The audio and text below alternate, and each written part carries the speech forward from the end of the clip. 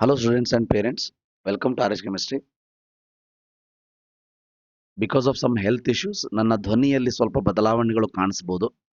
ದಯವಿಟ್ಟು ಕ್ಷಮೆ ಇರಲಿ. ಈ ಒಂದು ವಿಡಿಯೋವನ್ನು ಮಾಡ್ತಾ ಇರುವಂಥದ್ದು ರೀನೀಟ್ ಎಕ್ಸಾಮ್ ಬಗ್ಗೆ. ಆಲ್ರೆಡಿ ನಿಮಗೆಲ್ಲ ಗೊತ್ತಿದೆ 21 ಜೂನ್ ಸಂಡೇ ರೀನೀಟ್ ಎಕ್ಸಾಮ್ ಅನ್ನ ಫಿಕ್ಸ್ ಮಾಡಿರುವಂಥದ್ದು. ಸೊ ಅದಕ್ಕೆ ಸಂಬಂಧಪಟ್ಟ ಹಾಗೆ ಆಲ್ರೆಡಿ ಹೇಳಿದ್ದಾರೆ 2 ಗಂಟೆಯಿಂದ 5:15 ತನಕ ನಿಮಗೆ ಎಕ್ಸಾಮ್ ಇರ್ತದೆ. ಅಂದ್ರೆ 15 ಮಿನಿಟ್ಸ್ ಎಕ್ಸ್ಟ್ರಾ ಟೈಮ್ ಅನ್ನ ಕೊಟ್ಟಿರುವಂಥದ್ದು. ಸೊ ಈಗ NTA ಕಡೆಯಿಂದ ಬರುವಂತ ಒಂದು ಇಂಪಾರ್ಟೆಂಟ್ ಅಪ್ಡೇಟ್ ಏನಂತಂದ್ರೆ, ನಿಮಗೆ ನಿಮ್ಮ ಎಕ್ಸಾಮಿನೇಷನ್ ಸಿಟಿಯನ್ನು ಏನಾದರೂ ಚೇಂಜ್ ಮಾಡ್ಕೋಬೇಕು ಅಂತ ಇದ್ರೆ 15ನೇ ತಾರೀಕು ಅಂದ್ರೆ ನಿನ್ನೆಯಿಂದ ಸ್ಟಾರ್ಟ್ ಆಗಿರುವಂಥದ್ದು 21ನೇ ತಾರೀಕಿನವರೆಗೆ ನೀವು ನಿಮ್ಮ ಎಕ್ಸಾಮ್ ಸಿಟಿಯನ್ನ ಚೇಂಜ್ ಮಾಡಿಕೊಳ್ಳಬಹುದು. ಸೊ ಈ ಒಂದು ಅವಕಾಶವನ್ನ ಯಾಕೆ ಕೊಟ್ಟಿದ್ದಾರೆ ಅಂತ ಅಂದ್ರೆ, ಈಗ ಏನಾಗ್ತದ, ಈಗ ಒಂದು ಎಕ್ಸಾಂಪಲ್ ಹೇಳ್ಬಿಡ್ತೀನಿ. ಒಬ್ಬ ಸ್ಟೂಡೆಂಟು ಗುಜರಾತ್ ಅಲ್ಲಿ ಕೋಚಿಂಗ್ ಅಂತೇಳಿ ಹೋಗಿರ್ತಾನೆ. ಫಸ್ಟ್ ಎಕ್ಸಾಮ್ ಅಲ್ಲಿ ಅಲ್ಲೇ ಸೆಂಟರ್ ತಗೊಂಡು ಎಕ್ಸಾಮ್ ಬರೆದಿರ್ತಾನೆ. ಎಕ್ಸಾಮ್ ಮುಗಿದ ಮೇಲೆ ವಾಪಸ್ ಕರ್ನಾಟಕಕ್ಕೆ ಬಂದಿದ್ದಾನೆ. ಈಗ ಏನಾಗಿದೆ ಅಂದ್ರೆ, ಅವನು ಕರ್ನಾಟಕದಲ್ಲಿ ಅವನ ಊರಿಗೆ ಸಮೀಪ ಇರುವಂತ ಸೆಂಟರ್ ಅವನಿಗೆ ಬೇಕಾಗಿದೆ, ಅಂದ್ರೆ ಎಕ್ಸಾಮ್ ಸಿಟಿ ಬೇಕಾಗಿದೆ. ಸೊ ಈಗ ಸೆಕೆಂಡ್ ಸೆಷನ್ ಅಲ್ಲೂ ಕೂಡ ನಿಮ್ಮನ್ನ ಕೇಳದೇನೆ NTA ಆ ಸಿಟಿಯನ್ನು ಅಲಾಟ್ ಮಾಡಿಬಿಟ್ಟಿದ್ರೆ ಮತ್ತೆ ನೀವು ಟ್ರಾವೆಲ್ ಅರೇಂಜ್ಮೆಂಟ್ ಮಾಡ್ಕೋಬೇಕು. ಸೊ ಅದನ್ನ ಅವಾಯ್ಡ್ ಮಾಡ್ಕೊಳ್ಳೋದಕ್ಕೆ ಒಂದು ಸುವರ್ಣ ಅವಕಾಶವನ್ನ NTA ಮಾಡಿಕೊಟ್ಟಿರೋದು ಏನಂತಂದ್ರೆ, ನೀವು ನಿಮ್ಮ ಎಕ್ಸಾಮ್ ಸಿಟಿಯನ್ನ ಚೇಂಜ್ ಮಾಡಿಕೊಳ್ಳಬಹುದು. ನಾನು ಎಕ್ಸಾಮ್ ಸಿಟಿ ಅಂದ ತಕ್ಷಣ ಕೆಲವೊಂದು ಸ್ಟೂಡೆಂಟ್ಸ್ಗಳು ಯೋಚನೆ ಮಾಡ್ತಾರೆ, ಸರ್ ನನಗೆ ಬೆಂಗಳೂರಲ್ಲಿ ಒಂದು ಎಕ್ಸ್ ಕಾಲೇಜ್ ಸಿಕ್ಕಿತ್ತು, ಆ ಕಾಲೇಜಲ್ಲಿ ನನಗೆ ಬಹಳ ಡಿಸ್ಟರ್ಬೆನ್ಸ್ ಆಗಿತ್ತು ಫಸ್ಟ್ ಎಕ್ಸಾಮ್ ಅಲ್ಲಿ, ಅದಕ್ಕಾಗಿ ನನಗೆ ಆ ಕಾಲೇಜೇ ಬೇಡ, ಅದನ್ನ ಚೇಂಜ್ ಮಾಡ್ಕೊಳ್ಳೋಕೆ ಅವಕಾಶ ಇದೆಯಾ ಅಂತ. ದಯವಿಟ್ಟು ವಿದ್ಯಾರ್ಥಿಗಳು ಮತ್ತು ಪಾಲಕರೇ ತಿಳ್ಕೊಳ್ಳಿ, ಅವರು ನಿಮಗೆ ಎಕ್ಸಾಮ್ ಸೆಂಟರ್ ಅನ್ನ ಚೇಂಜ್ ಮಾಡ್ಕೊಳ್ಳೋದಕ್ಕೆ ಬಿಟ್ಟಿಲ್ಲ, ಅದು ನಿಮ್ಮ ಕೈಯಲ್ಲೂ ಇಲ್ಲ. ಎಕ್ಸಾಮಿನೇಷನ್ ಸಿಟಿಯನ್ನ ಚೇಂಜ್ ಮಾಡೋದಕ್ಕೆ ಕೊಟ್ಟಿದ್ದಾರೆ. ಈಗ ನಿಮಗೆ ಬೇಕಾದ್ರೆ ಬೆಂಗಳೂರು ಬೇಡ, ನನಗೆ ತುಮಕೂರು ತಗೋತೀನಿ ಅಂದ್ರೆ ಫಸ್ಟ್ ಸೆಂಟರ್ ತುಮಕೂರು ಹಾಕಿ, ಅದು ಬರ್ತದೆ. ಆದ್ರೆ ಬೆಂಗಳೂರಲ್ಲೇ ನನಗೆ ಬೇರೆ ಕಾಲೇಜ್ ಬೇಕು, ಹುಬ್ಬಳ್ಳಿಯಲ್ಲಿ ನನಗೆ ಬೇರೆ ಕಾಲೇಜ್ ಬೇಕು ಅಂದ್ರೆ ಸಿಗೋದಿಲ್ಲ. ಅದು ಸಿಗೋ ಹಾಗೆ ಮಾಡೋದಕ್ಕೆ ಯಾರಿಂದನೂ ಸಾಧ್ಯ ಇಲ್ಲ. ಮತ್ತೆ ಅಂತ ಕೇಸಲ್ಲಿ ಫಸ್ಟ್ ಎಕ್ಸಾಮ್ ಸೆಂಟರ್ ಏನಿತ್ತು ಮೇ 3ಗೆ ಯಾವ ಕಾಲೇಜ್ ಬಂದಿತ್ತು ಅದೇ ಕಾಲೇಜ್ ಈಗ ಬರ್ತದ ಅಂತ ಕೇಳಿದ್ರೆ ನನಗನ್ಸೋ ಪ್ರಕಾರ 99% ಬರೋದಿಲ್ಲ.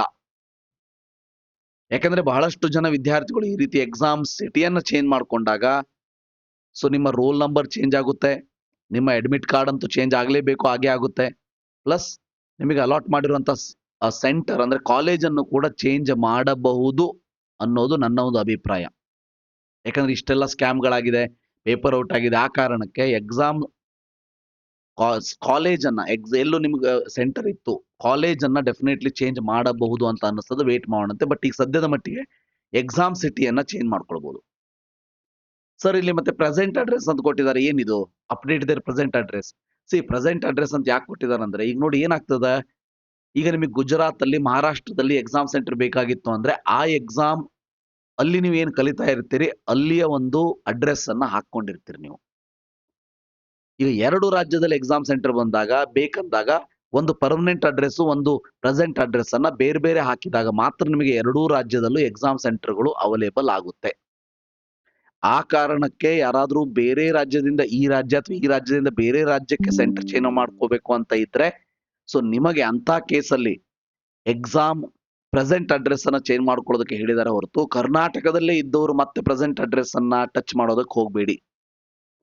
ಸೊ ಇಲ್ಲಿ ನಿಮಗೆ ಏನಾದ್ರೂ ಎಕ್ಸಾಮ್ ಸಿಟಿ ಚೇಂಜ್ ಮಾಡ್ಬೇಕು, ಈಗ ಮಂಗಳೂರಲ್ಲಿ ಯಾವ್ದೋ ಒಂದು ಕಾಲೇಜಲ್ಲಿ ಓದ್ತಾ ಇರ್ತೀರಿ, ಎಕ್ಸಾಮ್ ಮೇ 3ಕ್ಕಿದ್ದಾಗ ಅಲ್ಲೇ ಸೆಂಟರ್ನ ತಗೊಂಡಿದ್ರಿ, ಯಾಕಂದ್ರೆ ಕಾಲೇಜವರು ತಗೊಂಡ್ ಬರ್ತಿದ್ರು, ಕರ್ಕೊಂಡು ಬರ್ತಿದ್ರು. ಆದ್ರೆ ಈಗ ಮಂಗಳೂರಿನ ಕಾಲೇಜಲ್ಲಿ ಫಾರ್ ಎಕ್ಸಾಂಪಲ್ ಮೇ 30ವರೆಗೆ ಮಾತ್ರ ಕೋಚಿಂಗ್ ಕೊಡ್ತೀವಿ, ಅದಾದ ಮೇಲೆ ನಾವು ನಿಮಗೆ ನಿಮ್ಮನ್ನ ಮನೆ ಕಳಿಸ್ತೀವಿ, ನಮ್ಮ ಹಾಸ್ಟೆಲ್ ಅಲ್ಲಿ ಜಾಗ ಇಲ್ಲ ಅಂತ ಮನೆ ಕಳಿಸಿದ್ರೆ ಜೂನ್ 21ಕ್ಕೆ ನೀವು ಎಕ್ಸಾಮ್ ಬರೆಯೋದಕ್ಕೆ ಮಂಗಳೂರು ಯಾಕೆ ತಗೋತೀರಿ? ಅದಕ್ಕಾಗಿ ನೀವು ಈಗ ರಾಯಚೂರೋ ಗುಲ್ಬರ್ಗನೋ ಅಥವಾ ಕೊಪ್ಪಳನೋ ಅಥವಾ ಹುಬ್ಳಿ ಧಾರವಾಡ ಅಥವಾ ಬೆಂಗಳೂರು ನೀವು ಎಲ್ಲಿ ಇದೀರಿ ಈಗ, ಸೊ ಅಥವಾ ಮುಂದೆ ಜೂನ್ 21 ಹೊತ್ತಿಗೆ ಎಲ್ಲಿ ಇರ್ತೀರಿ ಆ ಒಂದು ಎಕ್ಸಾಮ್ ಸೆಂಟರ್ನ ತಗೊಳ್ಳಿ. ನನ್ನ ರಿಕ್ವೆಸ್ಟ್ ಇಷ್ಟೇ ವಿದ್ಯಾರ್ಥಿಗಳು ಮತ್ತು ಪಾಲಕರಿಗೆ, ಎಲ್ಲೆಲ್ಲಿ ಕೋಚಿಂಗಿಗೆ ನೀವು ಮತ್ತೆ ವಾಪಸ್ ಹೋಗ್ತಾ ಇದ್ರೆ, ಕಾಲೇಜಿಗೆ ವಾಪಸ್ ಅವ್ರು ಕರೆದಿದ್ರೆ ಕರೆಕ್ಟಾಗಿ ಕೇಳಿಸ್ಕೊಳ್ಳಿ, ಕೇಳಿ ಅವ್ರ ಹತ್ರ. ಜೂನ್ 21ರ ತನಕ ನಮ್ಮನ್ನ ನೀವು ಅಲ್ಲೇ ಇಟ್ಕೊಳ್ತೀರಾ? ಹಾಗಿದ್ರೆ ಮಾತ್ರ ಎಕ್ಸಾಮ್ ಸೆಂಟರ್ ಮೊದಲೇನಿತ್ತು ಅದನ್ನೇ ಇಡಿ. ಇಲ್ಲ ಜೂನ್ 21ರ ತನಕ ಆಗೋದಿಲ್ಲ. ಮೇ ಲಾಸ್ಟ್ ವೀಕಿಗೋ ಜೂನ್ ಫಸ್ಟ್ ವೀಕಿಗೋ ನೀವು ಮನೆಗೆ ಹೋಗ್ಲೇಬೇಕು. ನಮ್ಮ ಹತ್ರ ಆಗೋದಿಲ್ಲ ನಿಮ್ಮನ್ನ ಇಟ್ಕೊಳ್ಳೋದಕ್ಕೆ ಅಂತ ಹೇಳಿದ್ರೆ, ಸೊ ಆವಾಗ ನೀವು ನಿಮ್ಮ ಊರಿಗೆ ಹತ್ತಿರ ಇರುವಂತ ಎಕ್ಸಾಮ್ ಸೆಂಟರ್‌ನ ಹಾಕ್ಕೊಳ್ಳಿ. ಇನ್ನೂ ಟೈಮ್ ಇದೆ, 21ರ ತನಕ ಇದೆ. ಇದನ್ನೆಲ್ಲ ಯೋಚನೆ ಮಾಡಿ ಎಕ್ಸಾಮ್ ಸೆಂಟರ್‌ನ ಹಾಕ್ಕೊಳ್ಳಿ.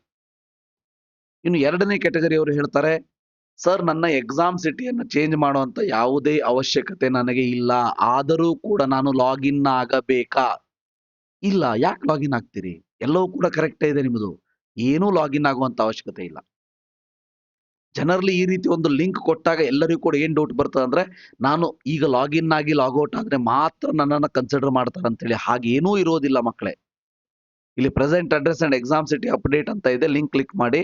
ಕ್ಲಿಕ್ ಮಾಡಿದ ಮೇಲೆ ಇಲ್ಲಿ ನಿಮಗೆ ನಿಮ್ಮ ಅಪ್ಲಿಕೇಶನ್ ನಂಬರ್, ಪಾಸ್ವರ್ಡ್ ಅನ್ನು ಹಾಕಿ, ಕ್ಯಾಪ್ಚಾವನ್ನು ಹಾಕಿ ಲಾಗಿನ್ ಆಗ್ತೀರಿ. ಲಾಗಿನ್ ಆದ ಮೇಲೆ ನಿಮಗೆ ಪ್ರೆಸೆಂಟ್ ಅಡ್ರೆಸ್ ಚೇಂಜ್ ಮಾಡೋದಕ್ಕೆ ಬಿಟ್ಟಿದ್ದಾರೆ. ಎಕ್ಸಾಮ್ ಸಿಟಿ 2 ಚಾಯ್ಸ್ ಈ ಸಾರಿ.